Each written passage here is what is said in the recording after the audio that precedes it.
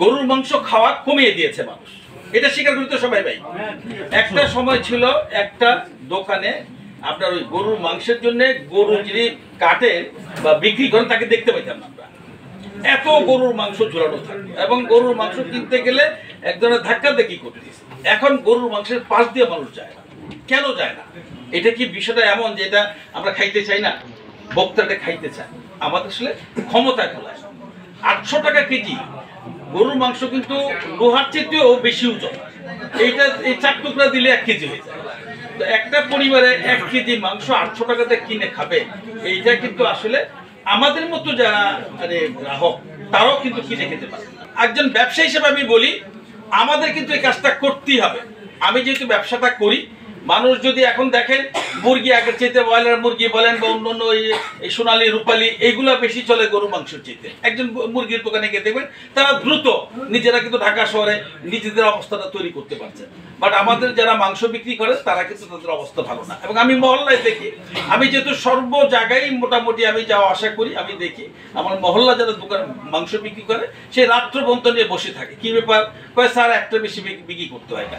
এখন প্রশ্ন হচ্ছে আপনি একটা বিক্রি করে 5,000 টাকা ব্যবসা করবেন না 5টা বিক্রি করে 5,000 টাকা ব্যবসা করবেন? এই জায়গাটা আমাদের কিন্তু আসতে হবে। ব্যবসা কিন্তু একইভাবে চলে না, নিয়মের মধ্যে কিন্তু ব্যবসা চালানো যায় না, এটা বুদ্ধি করে ব্যবসা চালাইতে হয়।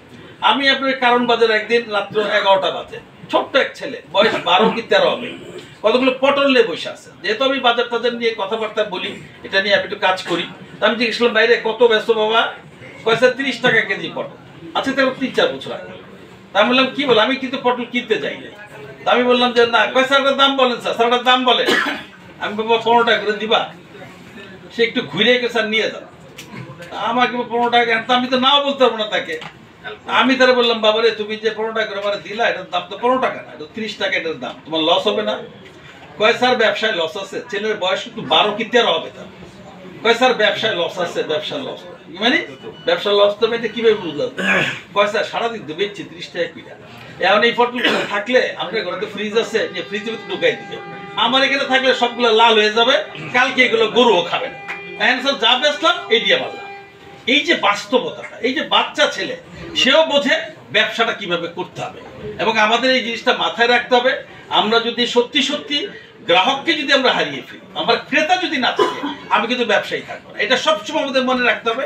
একজন ব্যবসায়ী হিসাবে ক্রেতা আমার কাছে সবচেয়ে সম্মানী ব্যক্তি। ক্রেতার কোনো ভুল নাই, এটা অর্থনীতির সংজ্ঞা। ক্রেতার কোনো ভুল নাই, উনি আমার যাই বলুক আমি তাকে কিছু বলবো না, বিকজ আমি ব্যবসায়ী। তো আমি এখানে সাংবাদিক ভাইরা যারা আছেন, আমাদের আজকে মূল মেসেজ ব্যবসায়ীদের পক্ষ থেকে, আমরা আজকের পর থেকে সবাই মিলে চেষ্টা করব যাতে এই গরুর মাংসের দামটা এই খলিলের পর্যায়ে বা উজ্জ্বলের পর্যায়ে আনতে না পারলে আমরা তার কাছাকাছি পর্যায়ে এনে আমরা চেষ্টা করবো যাতে মানুষ গরুর মাংসমুখী হয়, মানুষ যাতে গরুর মাংস কেনে, ক্রেতা যাতে আমাদের প্রতিনিয়ত বৃদ্ধি পায়। সংবাদ, ফিচার ও অনুষ্ঠানের জন্য ভিজিট করুন সংবাদ প্রকাশের ওয়েবসাইট এবং যুক্ত থাকুন ফেসবুক পেজ ও ইউটিউব চ্যানেলের সঙ্গে।